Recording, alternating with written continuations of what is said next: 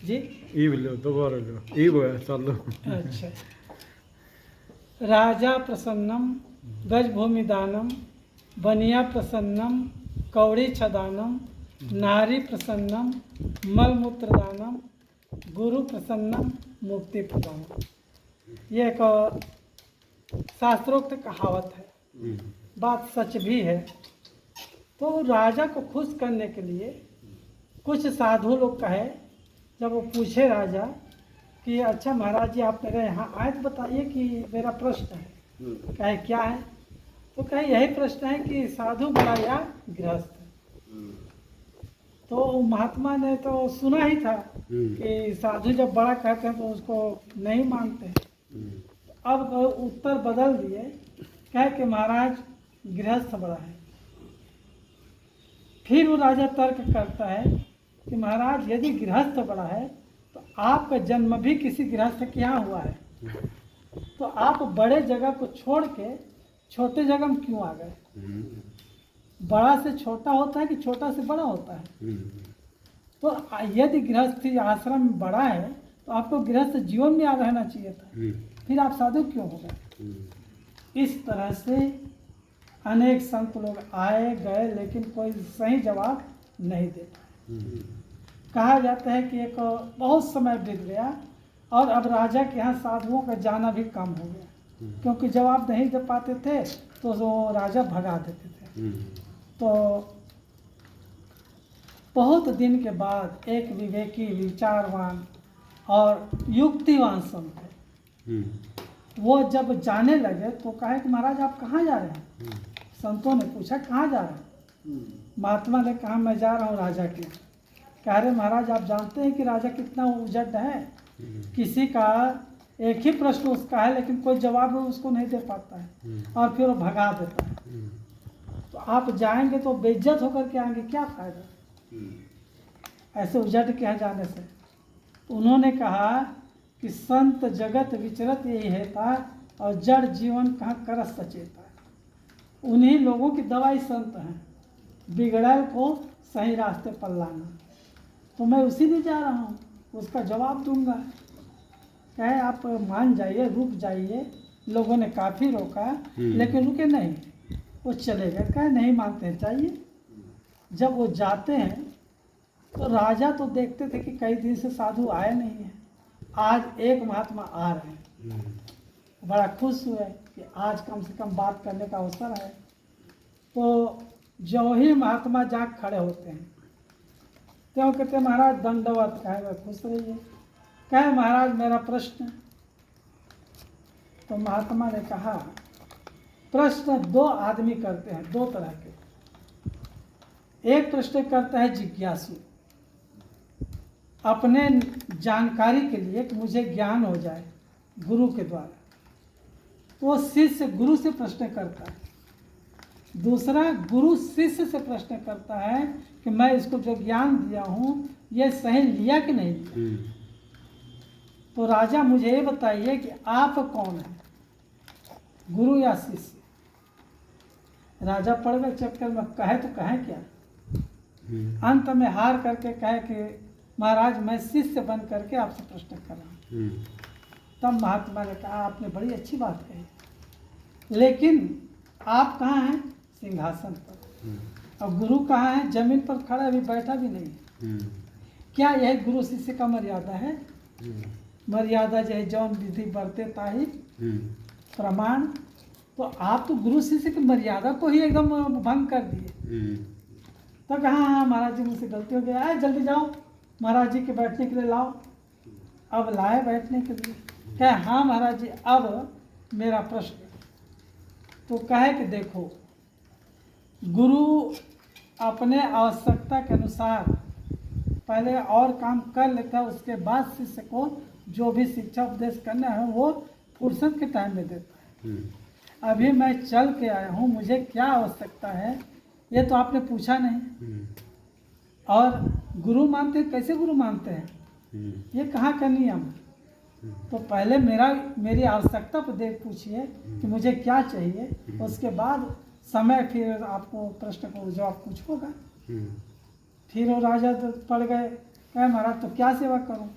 कहा कि देखिए मैं जलपान करके निकला था आश्रम से, अब भोजन का टाइम हो गया है, मैं आपके हाथ का भोजन भी नहीं खाऊंगा, मुझे अपना भोजन खुद बनाना है। तो मैं भोजन बनाऊंगा, भोजन पाऊंगा, कुछ विश्राम करूंगा, उसके बाद तब कहीं आपकी बात होगी। कहा हाँ ठीक है, जल्दी व्यवस्था करो महाराज जी के लिए। अब लोग व्यवस्था बनाए, महाराज जी फिर भोजन बनाए, भोजन बनाने के बाद कहे अब मेरे आराम की व्यवस्था करिए, तो एक कमरा दे दिए, तो कहे एक नौकर रख दीजिए मेरे सामने, मैं जब आराम कर लूँगा तो आपको बुलाऊंगा। आराम, भोजन के बाद आराम किए, आराम करने के बाद लगभग 2:30 बजे के आसपास वो बुलाए राजा को, द्वारपाल को कहा कि जाओ और जा करके अपने राजा को बुलाओ। अब राजा को बुलावा भेजा, राजा आए तो महात्मा जी बैठे हैं चौकी पर और राजा के लिए देते क्या है, बोरा। अब राजा बड़ा अनमना कि राज सिंहासन में बैठने वाला व्यक्ति बोरा में कैसे बैठ सकता है, लेकिन अब वहाँ गुरु शिष्य की मर्यादा है, मर्यादा तो गुरु ऊंचे आसन पर और शिष्य नीचे आसन पर। खैर राजा बैठे, कहे महाराज जी अब तो मेरा प्रश्न का जवाब तो देंगे ना? तो कहा कि देखिए प्रश्न आप जरूर कर सकते हो, लेकिन आप प्रश्न रखो अपना। तो कहे कि गुरुजी मेरा प्रश्न यही है कि आप ये बताइए कि विरक्त बड़ा होता है या गृहस्थ? तो कहे देखिए थ्योरी में आप समझ नहीं पाओगे, अगर मैं कहूँगा बात समझ में नहीं आएगी, तो मैं आपको प्रैक्टिकल में दिखाना चाहता हूँ कि कौन बड़ा होता है। तो क्या करना पड़ेगा? तो देखिए मेरे पास एक धोती है, एक आंचला है, एक लंगोटी है, मेरे पास खड़ाऊ है, कंबल है। तो इसी तरह से आप भी मेरे साथ चलिए, जैसे मैं हूँ वैसे आप भी चलिए। ये राजपाट को 2-4 दिन के लिए मंत्रियों की सुपुर्द कर दीजिए, मंत्री इसको देख देखभाल करेंगे, आप मेरे साथ चलिए।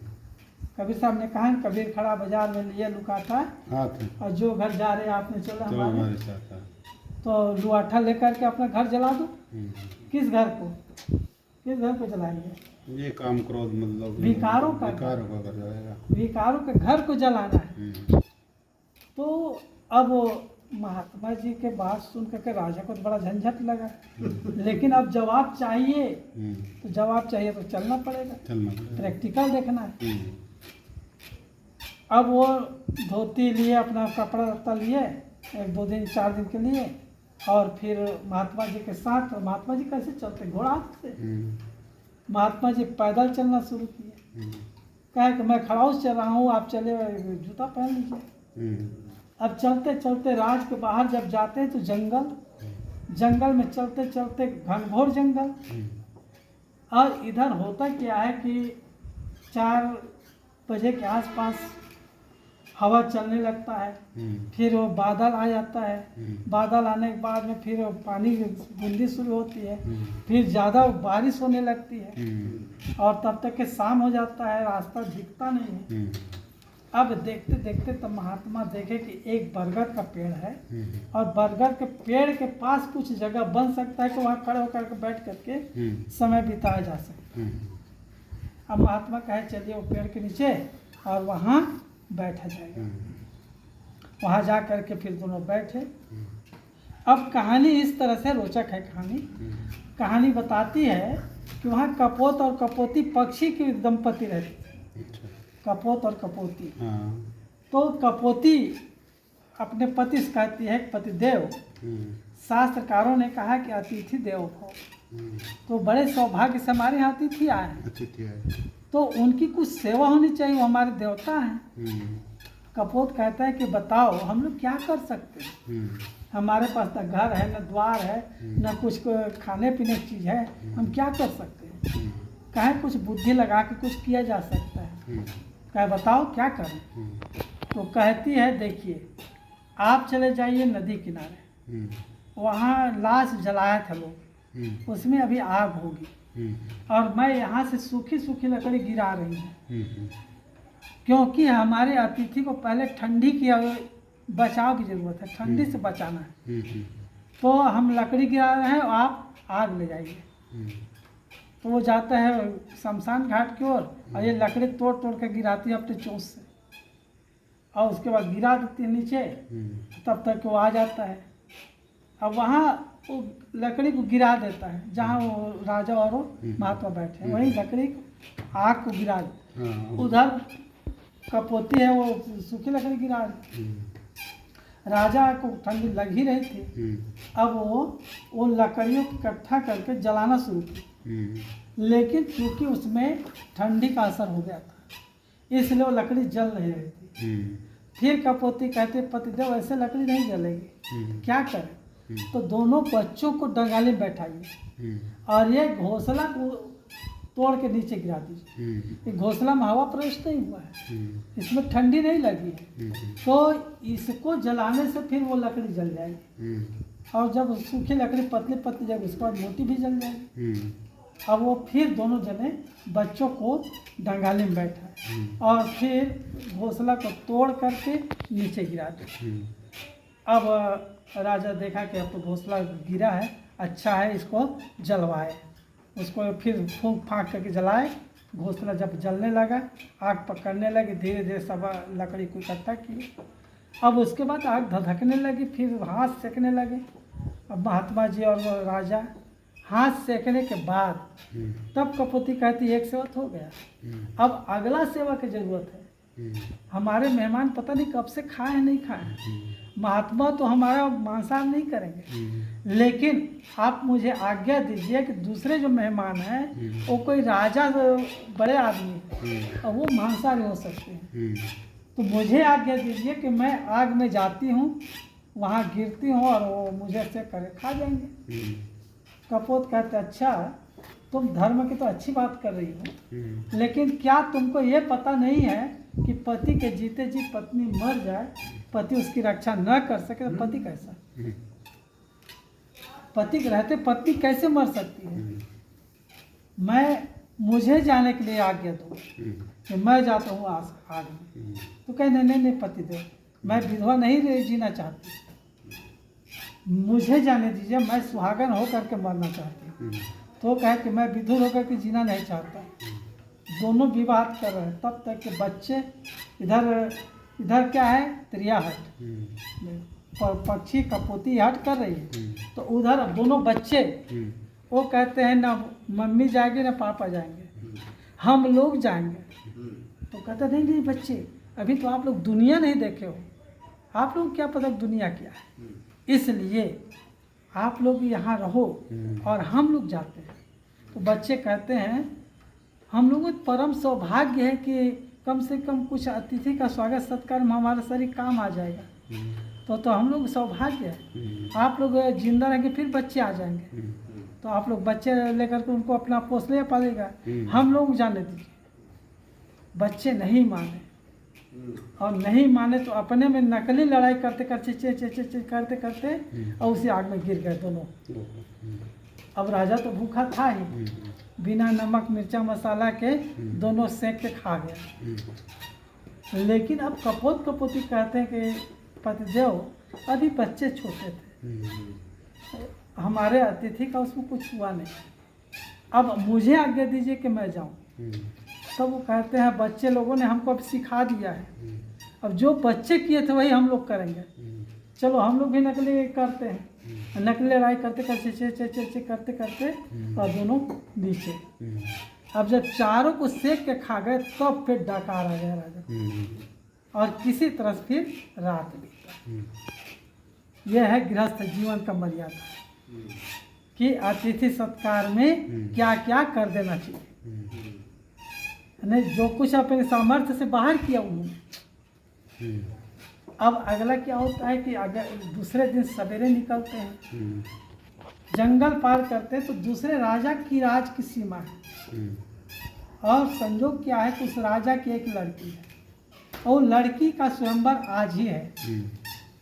अब राजा को याद पड़ता है कि हमको तो ये निमंत्रण दिए और इनके राज में हम आ ही गए हैं, तो महात्मा कहते हैं महाराज ऐसा करिए ना, चलिए इस राज में चलते हैं राजा के। क्या क्यों? कहे कि राजा के यहाँ स्वयंवर है, देखते हैं वो किसको लड़की शादी करती है, क्योंकि लड़की है तो लड़की जिसको स्वयंवर में वर डालेगी वही यहाँ का राजा होगा। अब राजा का मन तो लोभ है कि हो सकता है मेरे गले में जयमाला डाल दे तो मैं ही यहाँ का राजा हो जाऊँ, इसलिए वो प्रयास करता है। तो महात्मा कहता है अरे कौन से चक्कर में पड़े हुआ, आपको जवाब चाहिए कि ये सब राजपाट? कहे नहीं नहीं महाराज चलिए चलिए चलिए। तो अब क्या करें, राजा फिर ले करके महात्मा को राजा के यहाँ पहुँचे, वहाँ और राजा लोग आए थे। उसके बाद समय हुआ, सब लोग बैठे बैठा उनका आदर सत्कार किया गया।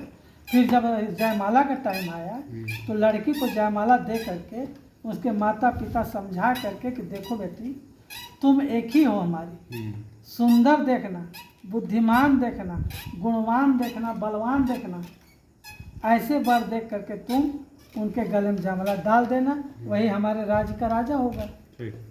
तो अब वो लड़की जयमाल लेके चलती है, चलते चलते चलते चलते सब राजा को पार करते करते अब ये राजा भी है, ये राजा को भी पार कर गए।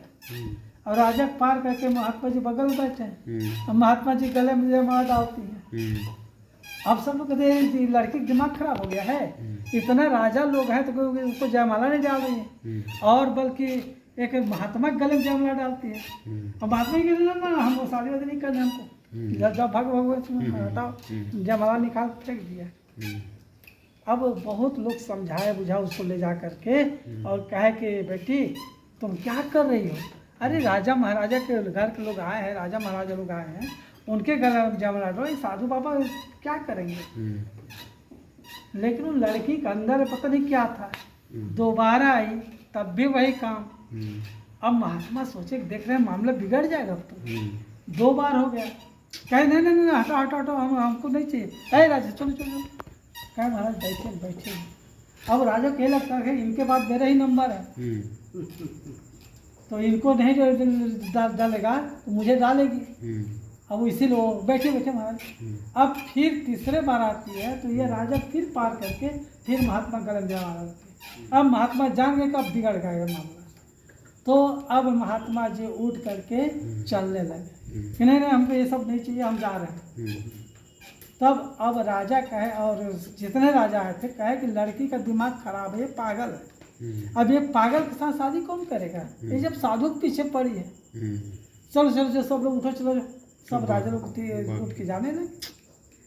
अब उसका बाप कहता है कि जब साधु गले में जयमाला डालते साधु को पकड़ो, अब उसी को राजा बनाओ। अब साधु को पकड़ने के लिए जब बात आती है तो साधु बाबा भागना शुरू करते हैं, भागते हैं। तो राजा कहता है अरे पकड़ो, पुलिस वालों को आदेश किया पकड़ो। तो अब आगे आगे महात्मा और पीछे पीछे पुलिस। अब महात्मा भाग रहे तो जो झोला झंझट धरे थे आसन, दौड़ने में भागने में दिक्कत हो रहा था, वो झोला को भी फेंक दिए, झोला को भी फेंक दिया, अपना जान बचा रहे कि मैं बंधन में न पड़ूं। अब भागते भागते भागते भागते तब राजा देखते हैं कि जब साधु पहले से भाग रहा है तो वो क्या करेगा, हमारा राजपाट कैसे संभालेगा। तब पुलिस लोगों कहते हैं लौटाओ लौटाओ लौटाओ, हो गया, वो अब कुछ नहीं करेगा, वो नहीं रहेगा वो। अब पुलिस तो लौट गए, अब पीछे पीछे वो राजा भाग रहे थे पुलिस लोगों के पीछे। तब राजा हाँफते हाँफते गए, अरे महाराज रुके रुके, अब पुलिस लौट गई। तब महात्मा खड़े हुए, कहे हाँ महाराज बताइए क्या बात है। कहे अरे महाराज आप इतना जोर से भाग रहे हैं, मेरे प्रश्न का जवाब दिए ही नहीं। कहे राजन आपका प्रश्न का जवाब तो हो गया है, आपको पता नहीं है, आपका प्रश्न का जवाब हो चुका है।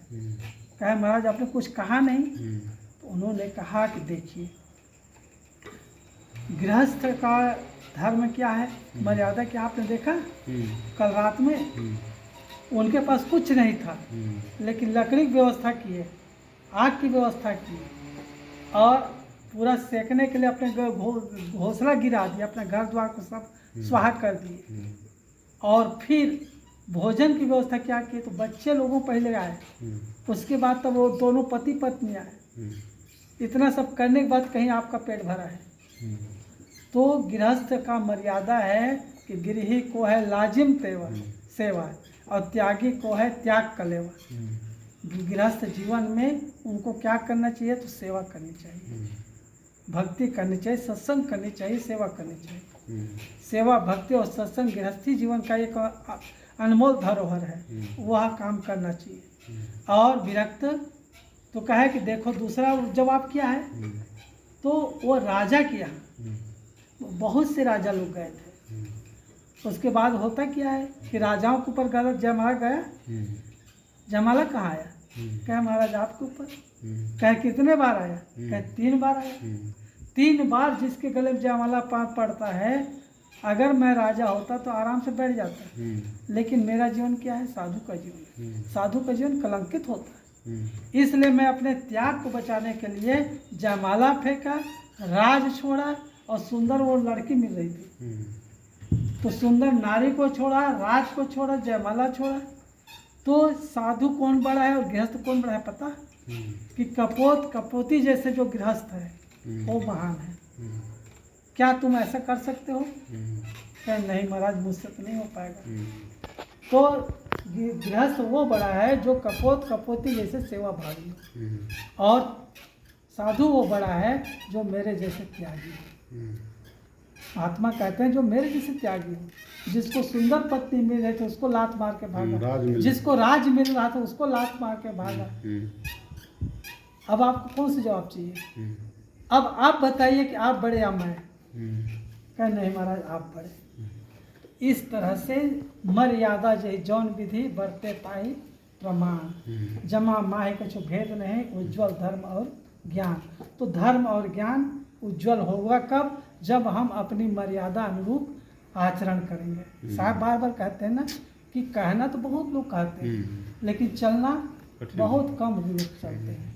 जो जितना चलते हैं उतने उनको धन्यवाद है।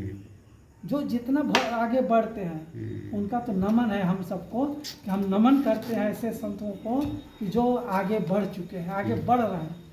और नहीं तो यहाँ मोह माया का जाल, गाड़ी में बैठ करके पता मोबाइल ले लेता है कि मोबाइल नंबर दे दो, पता दे दो, मैं तुम्हारे घर आऊँगा।